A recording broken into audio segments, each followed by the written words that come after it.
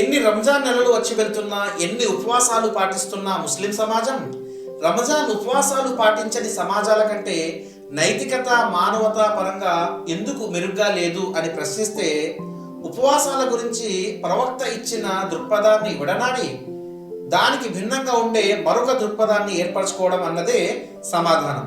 ఉదాహరణకు, ఉపవాసపు అసలు లక్ష్యం ఏమిటి అని ప్రశ్నిస్తే నేటి అధిక శాతం ముస్లింలు ఇచ్చే సమాధానం పగటిపూట అన్నపానీయాలు మానివేయడం. కానీ దీనికి భిన్నంగా ప్రవక్త ముహమ్మద్ సల్లల్లాహు అలైహి వసల్లం చెప్పిన హదీసుని పరిశీలిద్దాం.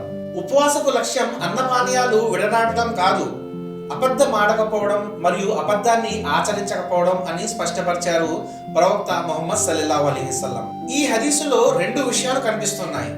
వాటిలో మొదటిది లక్ష్యం, అనగా అబద్ధం ఆడకపోవడం మరియు అబద్ధాన్ని ఆచరించకపోవడం, అంటే నైతికతను పాటించడం. రెండవది సాధనం, అంటే అన్నపానీయాలకు దూరంగా ఉండడం. ఈ విషయాన్ని మరింత స్పష్టపరిచే మరొక హదీస్ చెబుతాను, గమనించండి. ఉపవాసము పాపాల నుండి రక్షించుకోవడానికి ఒక డాలుగా పనిచేస్తుంది కనుక దానిని డాలుగా చేసుకోండి.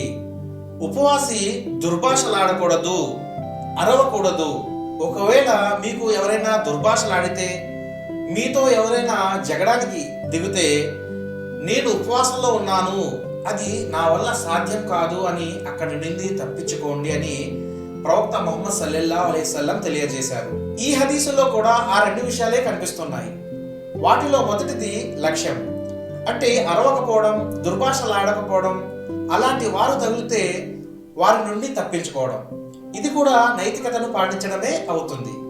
రెండవది సాధనం, ఉపవాసాన్ని పాపాల నుండి రక్షించుకోవడానికి ఒక డాలుగా వాడుకోవడం. కనుక పగటిపూట అన్నపానీయాలకు దూరంగా ఉండడం అనే ఉపవాస ప్రక్రియను ఒక సాధనంగా చేసుకొని ఎంత అప్రమత్తంగా ఆచరిస్తారో అంతే అప్రమత్తంగా దాని లక్ష్యమైన నైతికతను మన ప్రవర్తనలో తెచ్చుకోవాలి. ఇదే ఉపవాసానికి నైతిక రూపం. ఈ విధమైన లక్ష్య సాధనను రంజాన్ నెలలో సాధించి రాబోయే నెలల్లో ఆచరించినప్పుడు మాత్రమే ముస్లిం సమాజం వేరే సమాజాల కంటే మెరుగవుతుంది. కాబట్టి అలాంటి సద్బుద్ధిని పరమేశ్వరుడైన అల్లాహ్ మనందరికీ ప్రసాదించాలని ప్రార్థిస్తూ ముగిస్తున్నాను. తదాస్తు. జై హింద్.